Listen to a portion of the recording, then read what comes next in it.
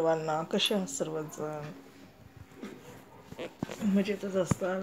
झालं आता माझं पण जेवण वगैरे, बसले होते असे. देव आहे ना, ज्याच्याशी नफरत असतो ना, एवढं मात्र खरं आहे, त्याच्याच पाया पडायला लावतो. शेवटी किती काही करा, माझ्याच पायाखाली, माझ्याच पायाजवळ आहेत. देवाने एवढं मात्र ठेवलेलं आहे, माझ्या पायाशिवाय तुम्हाला दुसरीकडे कुठं जागाच नाही. शेवटी माझ्याच पायाशी यावं लागतं.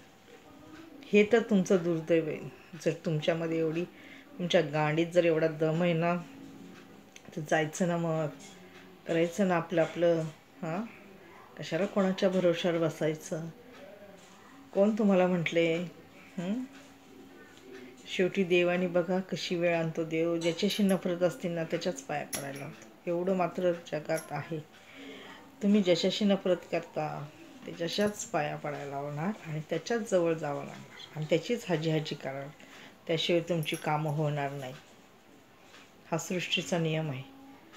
असं वाटत असेल, अरे अशी घमेंड आहे, असं शरीराच्या मांसावर असं हे ना उत्मात आहे, ते शरीरावर 4 डल्ल्या आहेत ना, डल्ल्या त्याच्यावर, की असं वाटतं अरे हे काय, आम्ही आहे ना, आमचं कोण वाकडं करणार. अरे वरती बसलाय ना तो, एकदाच असं.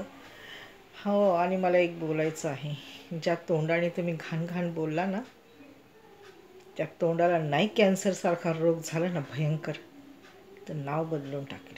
एवढं मात्र ध्यानात ठेवा. कारण का, ज्या तोंडाने तुम्ही ज्या गोष्टी घडल्या नाही त्या गोष्टी तुम्ही बोललेल्या आहात, हे माझ्या डोक्यात आहे.